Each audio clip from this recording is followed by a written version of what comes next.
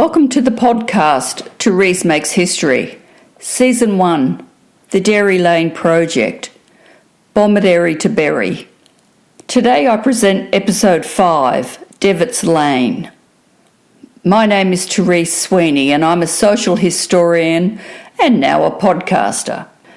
Part of the production of this episode is supported by two local companies, Turfco, which is the highest agricultural employer in the region and has been operating for 40 years in Jasper's Brush, owned by Gavin Rogers. Additionally, thanks to McGoldrick estate agents for coming on board and supporting this important digital project. The McGoldrick family has been selling homes, farms and lifestyle properties in Berry since 1987. Thank you, Tim. Devitts Lane is located on the northern side of the highway. Like many pioneering families, the Devitts' journey began across terrain in Meroo to Woodhill Mountain and Broughton Vale. The patriarch, John Devitt, migrated from Donegral Ireland, indentured to Adam and Mary Boyd, who had migrated earlier in 1853 to the Meroo area. John Devitt married their daughter Eliza in 1860 at Kiama. They had 4 children: John James, born 1861, Mary Jane, born 1862, Adam Andrew, born 1863, and Susanna, born in 1865, all at Broughton Vale. Between 1863 to 1869, John purchased 320 acres of Crown land at Woodhill Mountain for £1 per acre. He then purchased adjoining lots in parishes Camberwarra and Broughton for his 2 sons.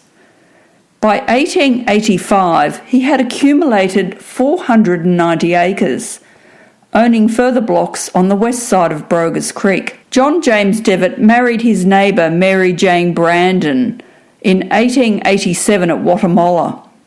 They had 5 children, one of whom was Albert Devitt. Alexander Berry had the land grant to the main part of the lower property known as Devitts Lane.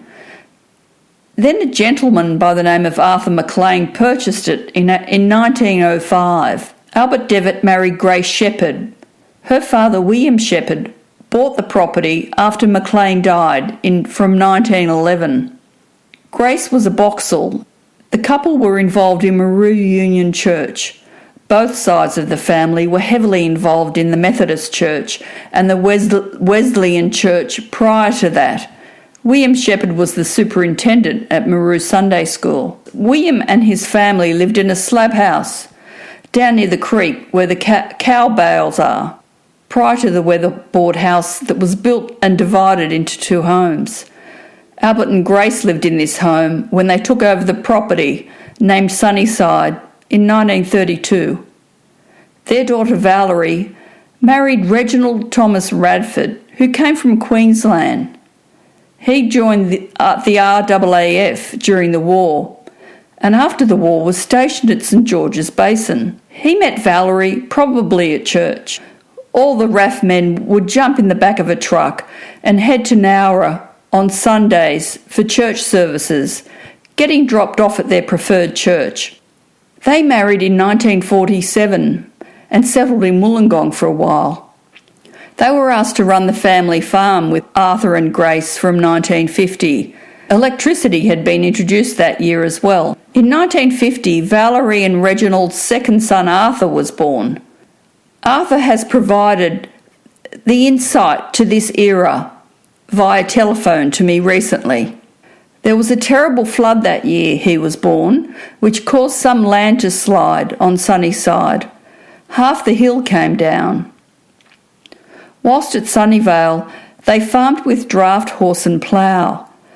On the steeper hills, they used a moldboard plough, grew potatoes, corn, hay, and had a range of fruit trees.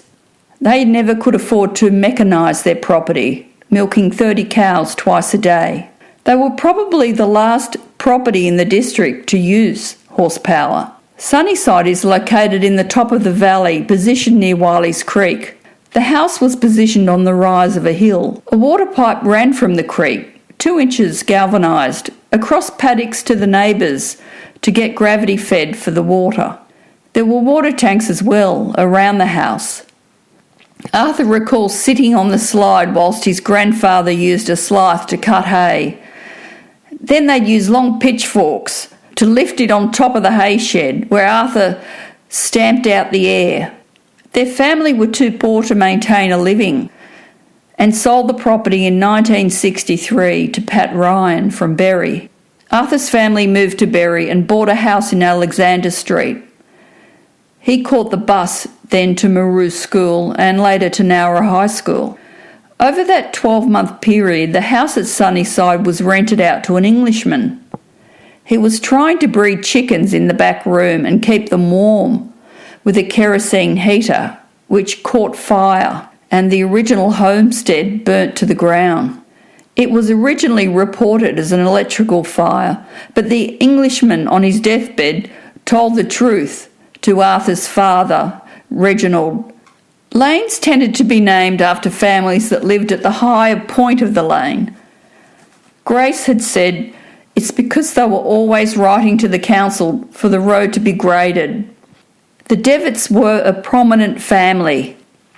Arthur recalls also that the Hitchcocks had farmed previously on higher land in Devitts Lane, as there were remnants of a milking shed also. So now we get to meet the current owner, John Martin, whose parents purchased the property in 1964. They ran a small dairy at Fairview, opposite Devitts Lane, on the southern side of the Princes Highway. They used the property to run their dry cows. They eventually moved in permanently to Sunnyside in 1981 after building a home.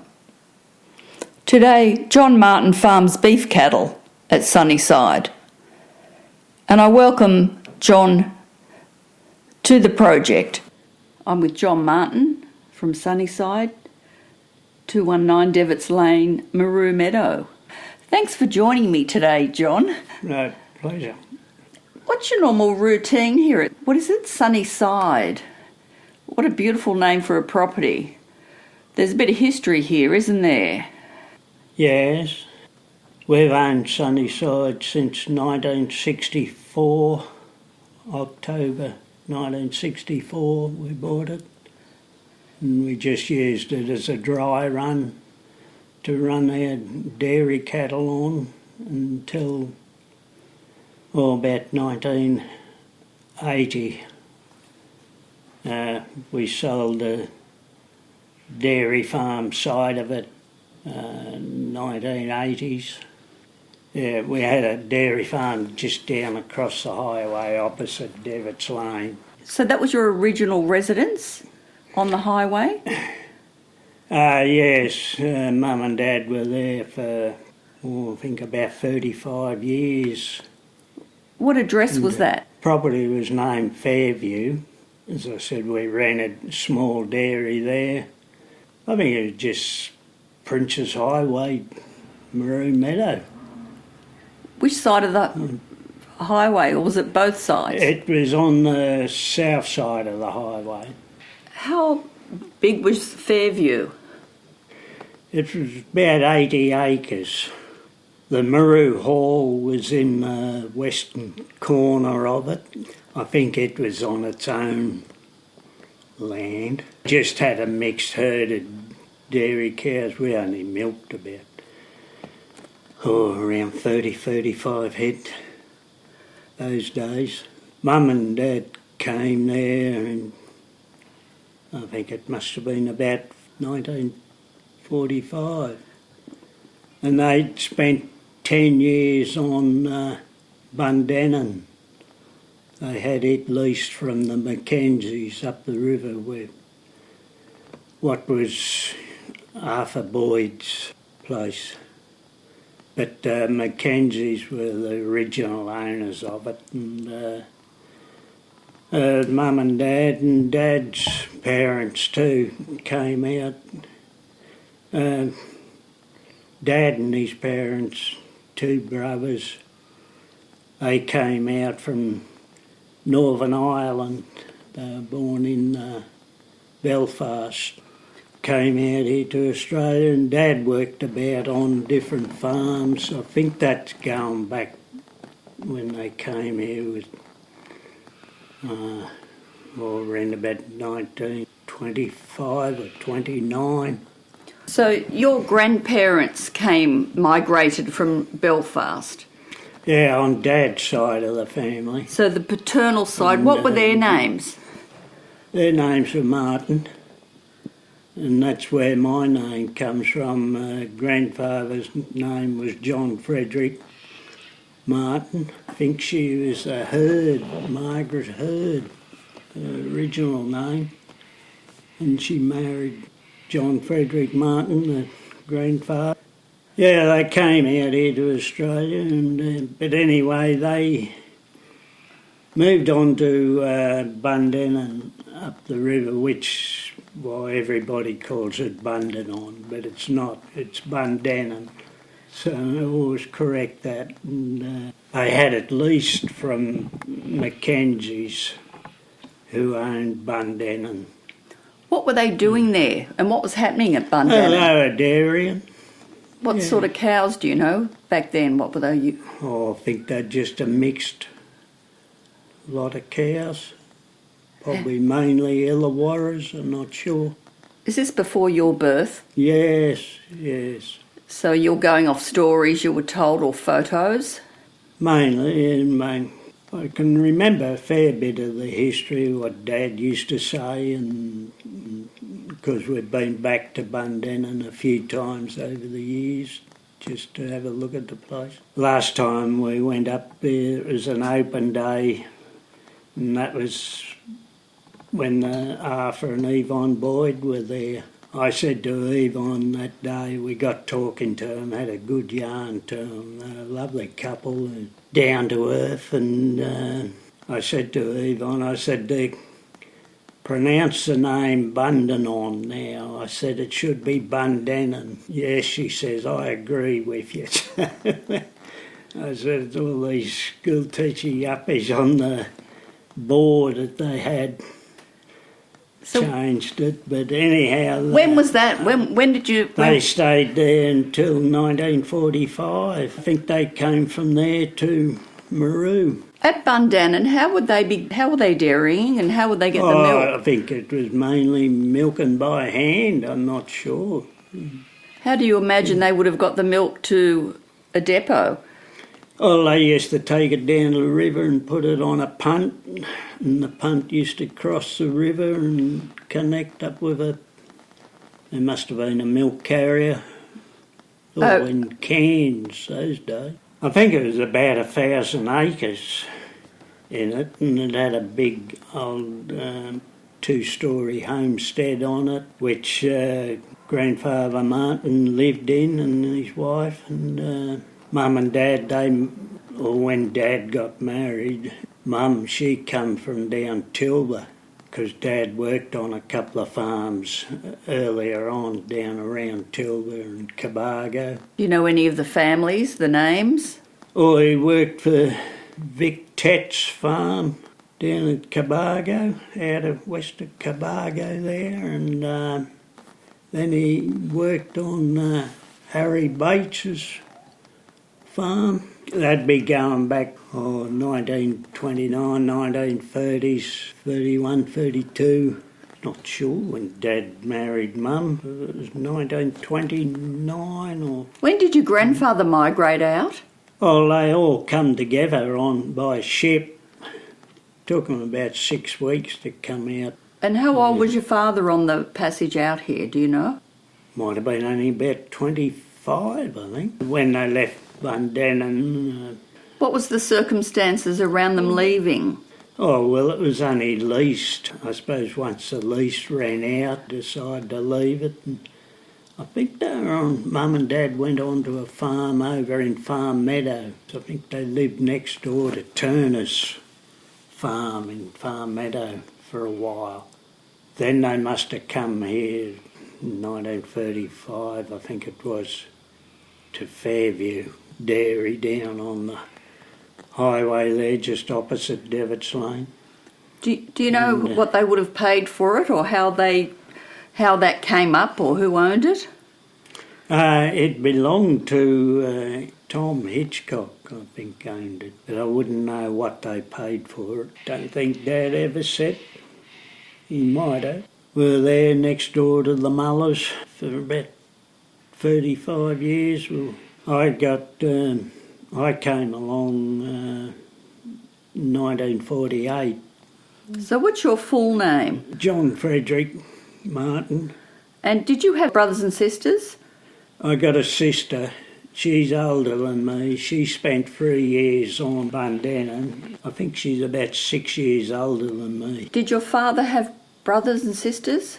He had two brothers. There was Jack Martin, and he had a dairy farm out on Harley Hill. Then there was Lou Martin. He was the youngest. He worked for John Darling, the stock feed people in Sydney. Lou Martin, he and the wife then moved to Foster. So you were on higher ground where you were? Did you have any flooding where you were?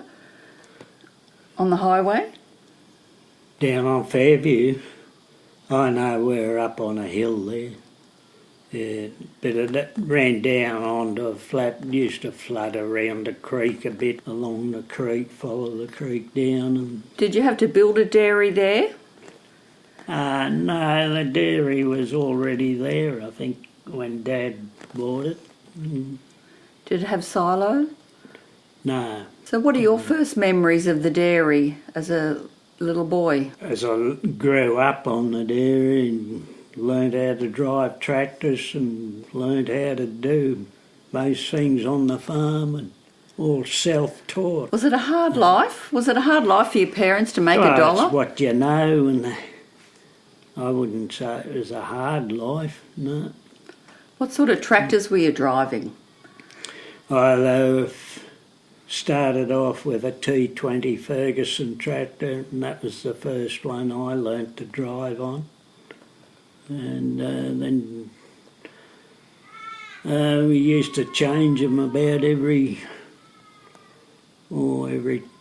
10 years or so. We moved up to a Massey Ferguson 35.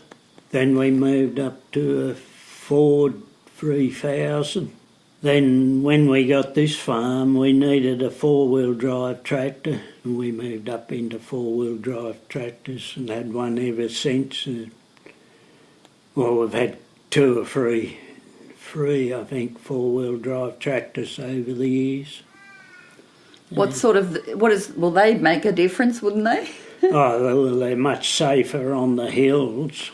You didn't really need them down on the flat country, but up here you needed four-wheel drive because of safety-wise on the hill, steep hilly country. Do you know how much milk you were producing each day on the Fairview? I was only going back in the cans a day, 4 or 5 cans a day or so. And then we got the bulk milk come in. I think it was a 200-gallon bulk milk tank. Mum and Dad got to retirement age and it was sort of too small for one person to run. So we sold part of the dairy farm to Mullers next door. When was that? What year? 79, I think, 1979. We started building this house in end of 1979. It took them about 12 months to build it. There was a nice old weatherboard home on this, on Sunnyside, on this place, and but it got burnt down about 12 months before we bought it. Do you remember pre-mechanisation at all, or were you fully mechanised on the farm over at Fairview? I think we were fully mechanised. Yeah, we had milking machines and all that. We didn't have to milk by hand. Did you grow crops at all? Mainly a bit of oats, sometimes a paddock of millet. You know, if we worked up the paddocks, ploughed the paddocks and that, just for planting grass. ryegrass and clover. How did you store it or harvest it?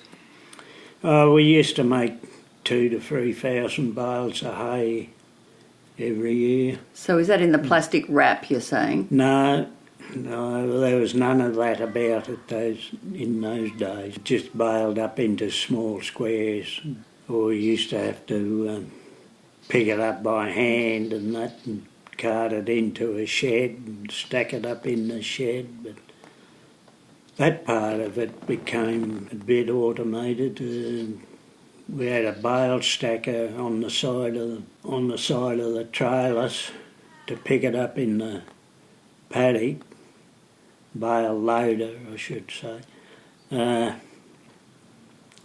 And then we had a bale stacker up in the shed, an elevator that put it up high in the shed, if need be, yeah. How did it keep in the shed? Well, it kept very well.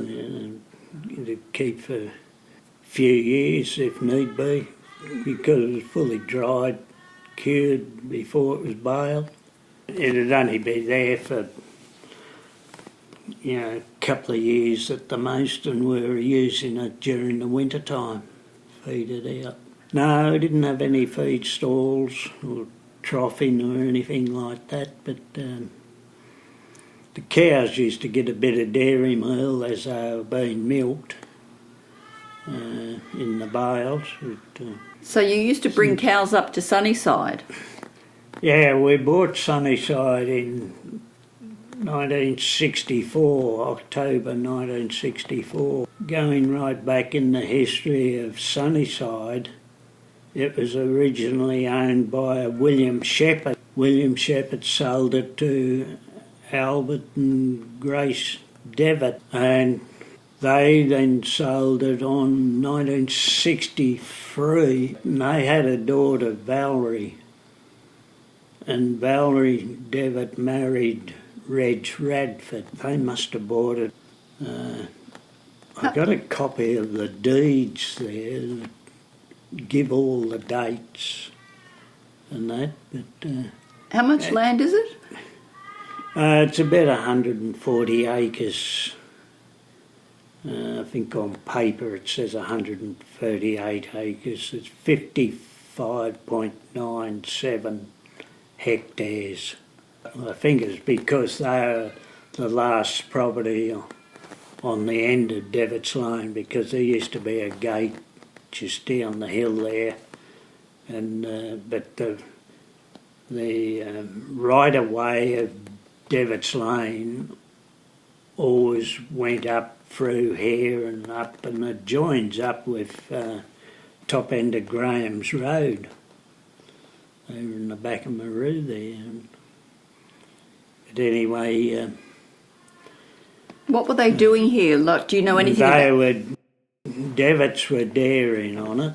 Yeah, they used to milk about 20 or 30 cows, mainly Ayrshires, I think they were. And Valerie and Reg Radford, they would run in the dairy side of it. Yeah. So really there was a lot of land for not a lot of cows. Probably didn't have the fertilisers those days like we got now. Used to catch a milk truck down at the end of Devitts Lane. So they'd have to deliver the cans down there? Yeah, take the cans from here down to the end of the lane and put them on a truck down there, which got taken into Bomaderry. Do you know who was carrying then? Oh, a chap named Bert Mitchell, I think, was picking up from Devitts Lane back through Jasper's Brush. The trucker used to pick up our milk from the dairy. He'd come right into the dairy and pick it up. That was Jack Atfield. He did it for quite a few years, and then he sold his milk run to Bill Schofield. Jack Atfield died a good few years ago, but Bill, I think, is still alive. He lives along Meroo Road there. And he used to go around all Meroo and up into Bell's Lane picking up milk. I think they had about 21 or 22 suppliers to pick up. This dairy across on your property, is that the original dairy they would have used? Her Devitts. Yes. Yes. Did you use that? We never ever milked cows on this place. We just ran our dry cows and reared our heifers on it. What sort of raising then? Oh, we had mainly Frisians and Illawarras. Where did you source your cows? Oh, Dad used to buy around some of the clearing sales. I think he might have bought a couple out of the sale yards over the years, but not many, I don't think. Bred most of them. Had a bull, or we used AI. Always had contractors going around AI and the cows. Did you train yourself in that? No, I didn't. So what was your interest? Because you've got beef cow on the property now, yeah? Yeah, well, I was more interested in the beef cattle, and we used to rear a few beef calves on the dairy farm and sell them. And what type were they? Oh, mainly the Hereford type. What was the thinking there for you at the time? Oh, well, when Mum and Dad got to retiring age, I was more interested to continue on with the beef side of it. We sold the dairy farm, most of it, to Mullers, and then we kept about 30 acres on the eastern end of the dairy farm. It didn't have any sheds on it, but it used to be part of Marshall's farm. George and Len Marshall had they lived down the bottom end across the railway line there in Marshall's Lane. What do you remember about them? What were they growing, and did they have cows? Well, they had a small, milked a few cows down there, and a piece of land that we had on the eastern side of Fairview. As I said, it originally belonged to, I think it was George Marshall owned that part of it. I think there must have been about 60 acres in the block. And Albert Muller bought the bottom end of it, and we bought the top end. Marshall sold it to, sold the block that we got. People called Elvin bought it. Sam Elvin, I think his name was, and he ran beef cattle on it. He had Hereford cows.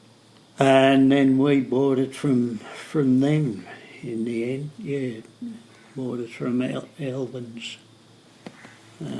That 30 acres. Why would they have sold it? Oh, I don't know what the excuse was that they sold it, but yeah, I don't think they were making much out of the beef cattle. Probably a bit too small. They probably sold it because they wanted to buy a bigger place or retire or something. What cows are here today? Oh, I've just got the Santa Gertrudis now. Now tell me how you started your journey with them and where you got them. We had... when we give up the dairy, and we had Hereford cattle, and for a while up until about 1986, Hereford cattle, they didn't really have enough milk and weren't big enough in size, and they used to get eye cancers and that. Always had a passion for Santa Gertrudis, and used to go to the King Ranch sales over in Barrel years and years ago. That's going back about 50, 60 years ago.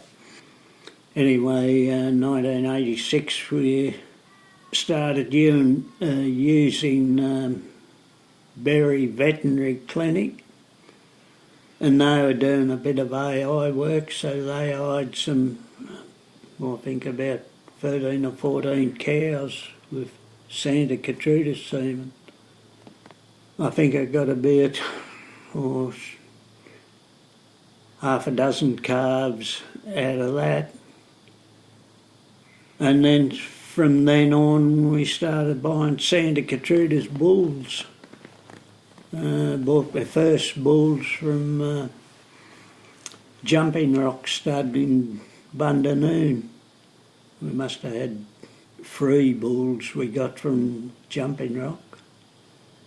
In the first few years, used to deal through F.A. Wallace and Sons at Mossvale Stock and Station Agency. When we sold cattle, when we got into the beef, we used to send most of them to the Mossvale sales, weekly sales over there, and we used to sell through F.A. Wallace. We did sell through Nowra sales through A.J. Campbell and Sons for quite a few years when we were on the dairy. Moved up here and the dairy side of it was sold, and I still do send most of my cattle to Mossvale. Is it a profitable business? I suppose it would go up and down, yeah? It pays the bills, that's about it. Yes. What do you think of the breed? Oh, they're a good breed, fast growing, and I don't try to rear vealers from the Santa Gertrudis. They're not really good for vealers. They tend to they look magnificent for a couple of weeks and then they start growing again. But the Santa Gertrudis cows, they got plenty of milk and they got the size and bone in them. The feedlot buyers, they generally like to buy me steers that I sell. So just taking you back to getting back to that point with the Hereford cattle, so the sun was too much for their eyes here, was it? Oh, well, I suppose that'll be one reason, yeah.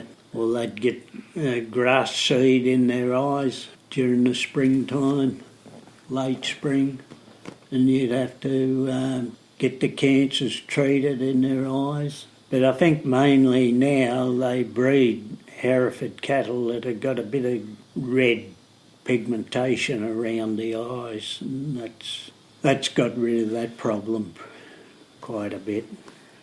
Who were the vets you were using back in when you were a young man?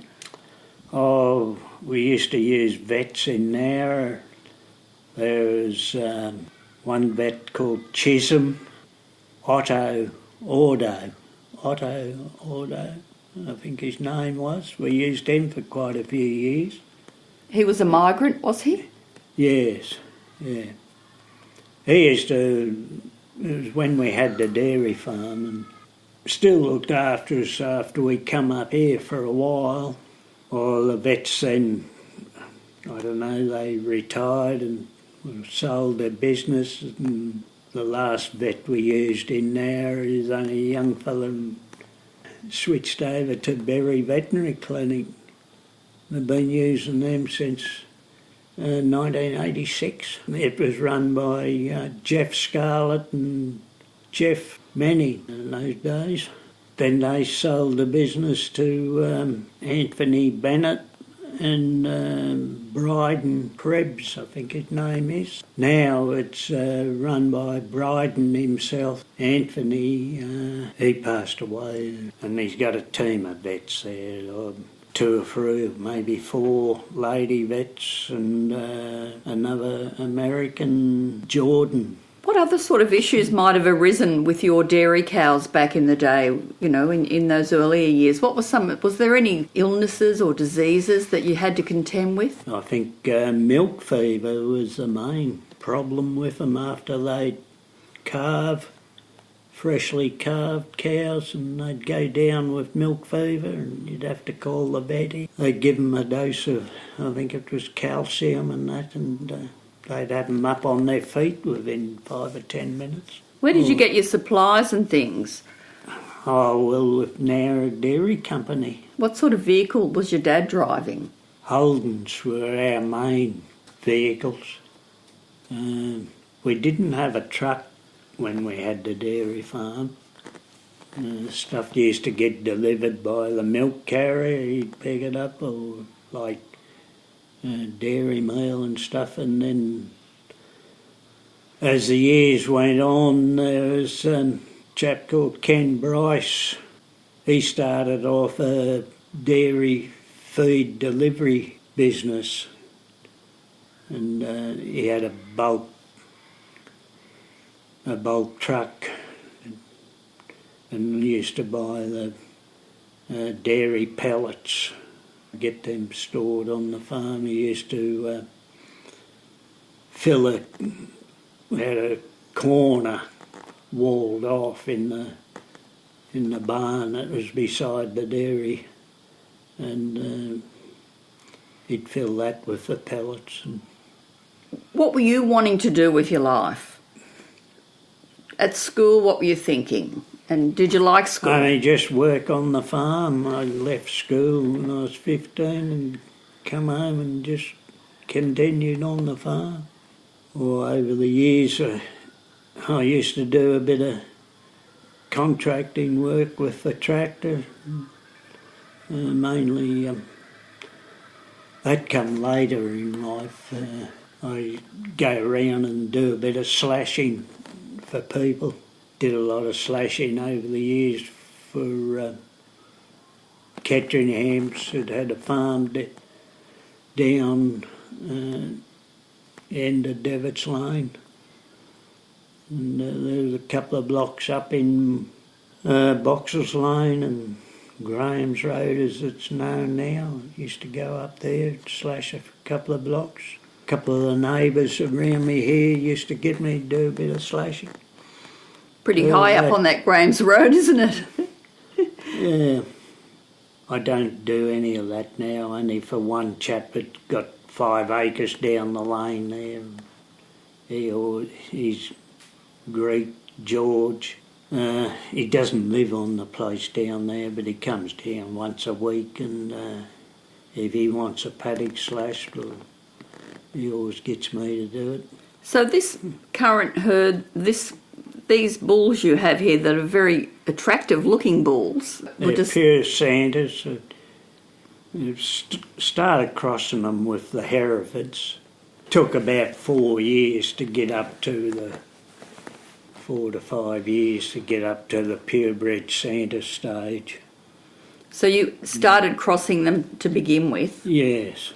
Why would you do that? Tell me about that. They did cross very well with the Herefords.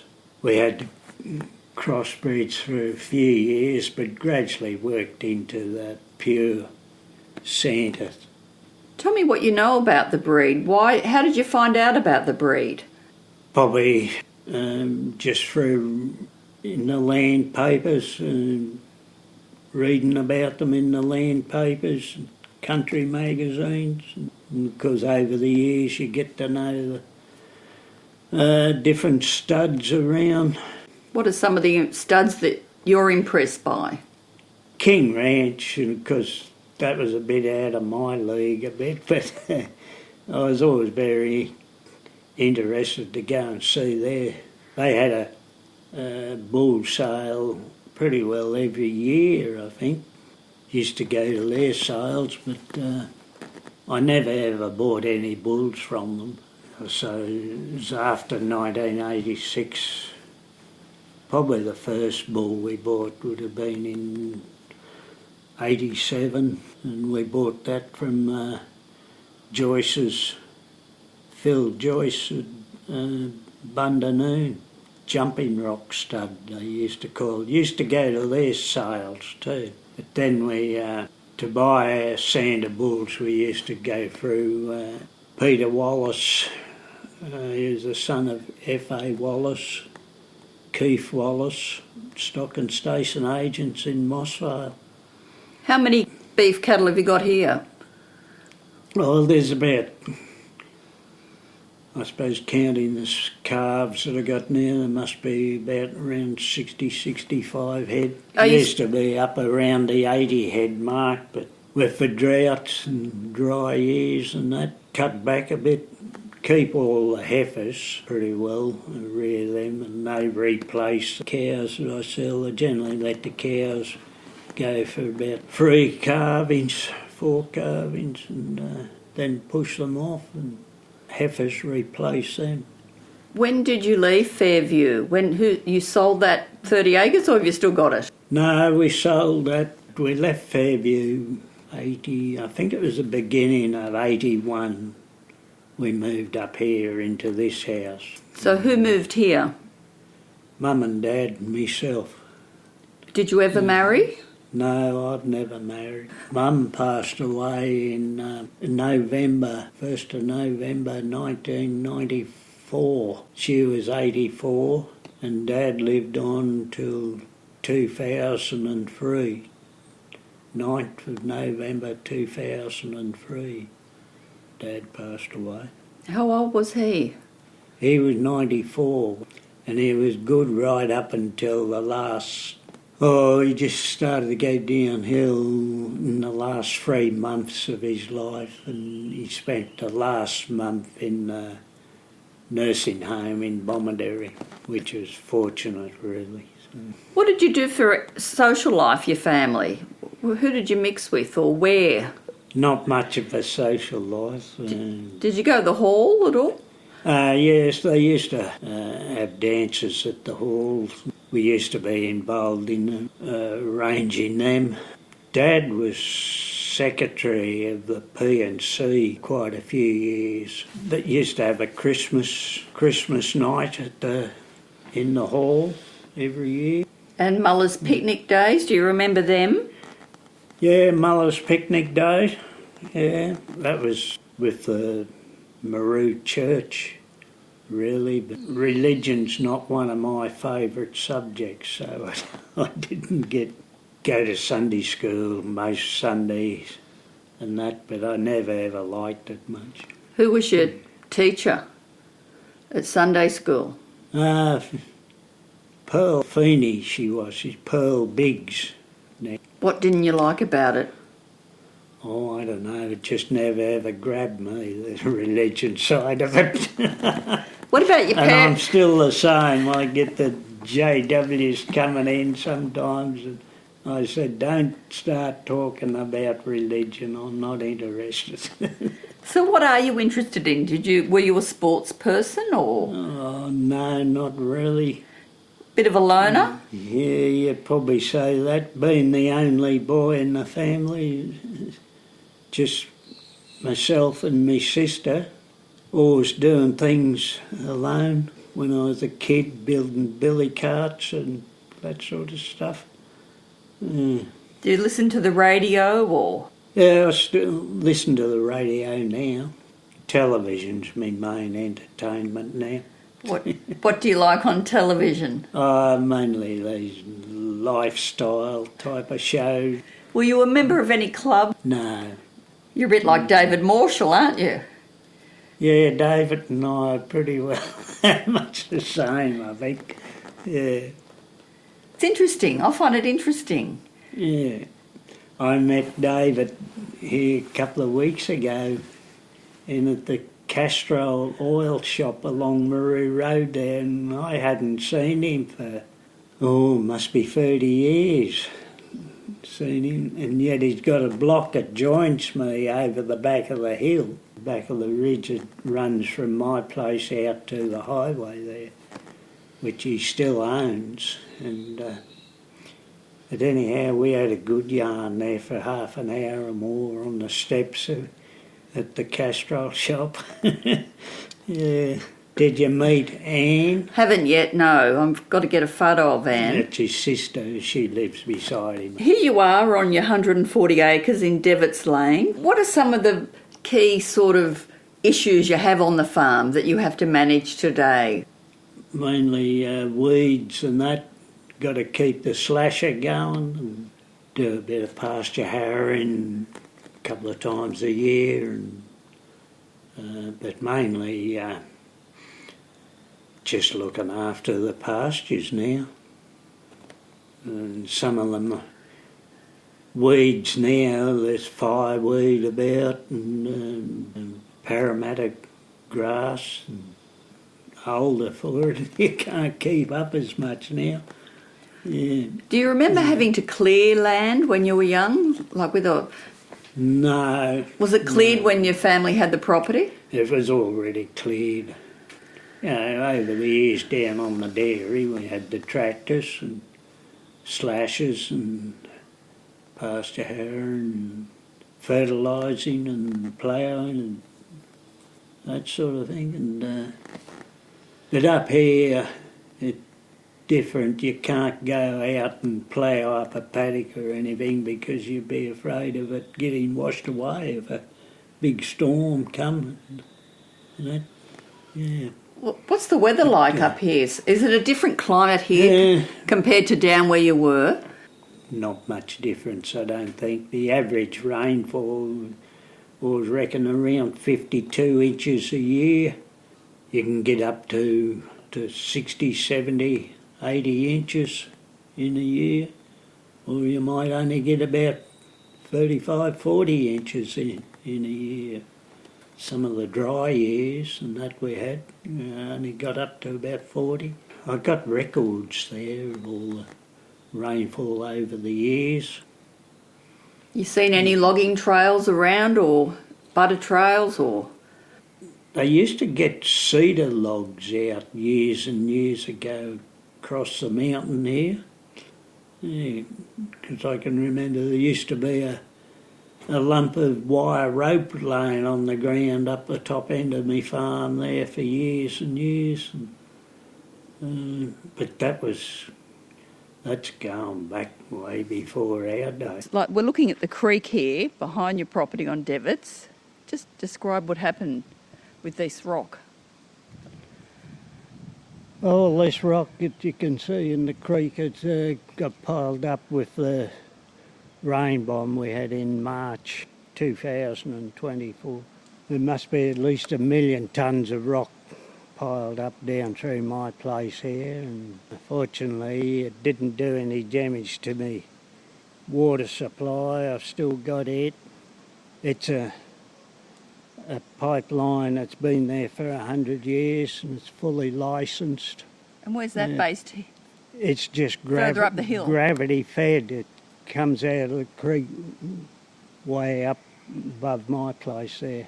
A waterhole, you were saying? Yes. Unbelievable. Well, it comes across. It used to go right across to Duncan's property next door to the Meroo school.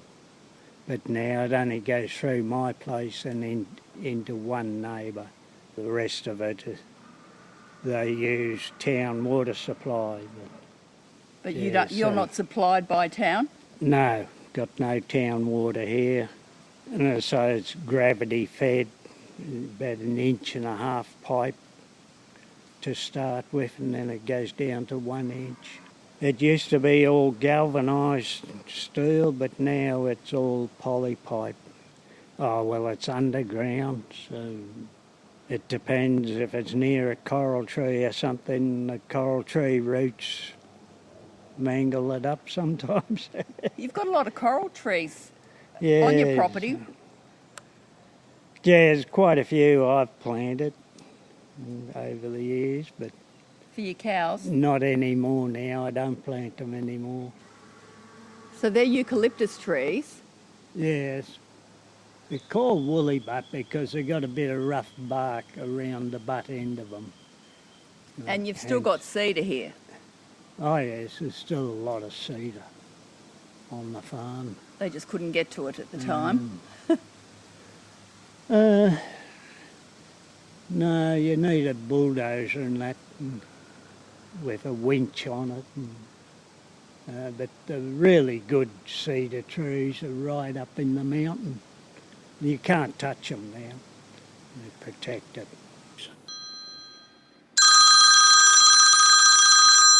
Excuse me, John, I just have to take this call. It's Ray Strong. Yes, Ray. I'm just in the middle of a recording at the moment. Hi, Therese. Listen, I'm wondering when your podcast going to get into the Jasper's Brush. You did a lot of our recording some time ago, and we're still waiting. Oh, yes. Look, sorry, Ray, I'm still in Meroo Meadow, and I've just found someone in Fletcher's Lane, and I've got to speak to a refrigeration guy whose dad ran the milk factory at Bomaderry, so I'm trying to get to Jasper's Brush. I won't be long. Something else I missed telling you while we were speaking ages ago. I forgot to mention I used to run the bar. I had the liquor licence at the Berry Show. When was this, Ray? It was back in the 80s and the 90s. And was that a fundraiser? Yes, we run it on behalf of the Berry Rugby League Football Club. Can you share a story with me, Ray? I hear it might have been a bit wild back then. Well, I don't know about wild, but it was pretty busy. Everybody appeared to be pretty thirsty on both days, Friday and Saturday, when we run the bar. Can you tell me a story, Ray? Just one. There were probably a few, but there's a lot I can't tell you. Anyway, this particular one, and because I was a licensee, the local constabulary used to want to keep a check on us from time to time. And we had a pretty good sergeant in town at that stage. He was great for the community. Anyway, he'd come round on the Saturday night, which was our busiest time, and check when we were going to close the bar, and I'd tell him the time. He said, OK, well, I'll come in the vehicle and I'll do the rounds. He said, you be loaded up with the rest of the gear out of this joint, with whatever money you've got in your vehicle, and tuck in behind me and we'll both drive out of the showground together, which we did, heading towards town and Alexandra Street. We got up to the School of Arts and the sergeant in his vehicle, he pulled into the curb ahead of me. So I thought I'd better do the same, which I did. He got out of the vehicle and he came back to me. He said, we'll have to wait a little while because there's a radar unit set up in the main street here. So I've got to move him before we can move on, which happened, and then that was all very good, and we proceeded back home to my joint. So the chaperone had to clear the booze bus type thing? Pretty much, yes. So it's not all ginger beer and Jesus then here in Berry, is it? Listen, I've got to get going, Ray. I'll be in touch. I'm sorry it's taking a bit, but, we've got to be thorough here in Meroo, and Jaspers will get a good spread too. Yeah, looking forward to it, Therese. Sorry, John. Ray's a bit high maintenance. He's very passionate about Jasper's Brush, getting its history done. And he's been on my back about it. Well, I did his recording in November. Do you know he drove racing cars? Anyway, I'll get back. We better get back. Where were we? Do you want to go for a walk to this dairy? I want to have a look at it. Thanks, John. I'll put some images up on my website that reflect today. The dairy, the cows, the creek with 1 million tonnes of rock, and some of the flora around that creek. In coming weeks, we'll hear more about the Devitt family, but where they're positioned in Jasper's Brush with brother Adam Andrew Devitt and his descendants. But I'll save that until then. That brings us to the end of the recording. Thanks for listening. Join me in a few weeks for episode 6, focusing on Fletcher's Lane and the surrounding areas there. Abernethy's. I've uncovered a bit of a jewel. Pearl Feeney was her maiden name. Pearl Biggs is her name today, and I'm looking forward to meeting her. Also, I'm going to be having some beautiful posters about the project on my website, and I'm going to pick up a couple of T-shirts tomorrow. One is for the podcast, The Dairy Lane Project, and if you're wanting to support the project, perhaps that's a way you can, by wearing a little T-shirt or buying a poster with one of my lovely photos on it, promoting the project. Yeah, greatly appreciated. theresesweeney.com.au. Give me a few days to sort that out. Okay, ciao.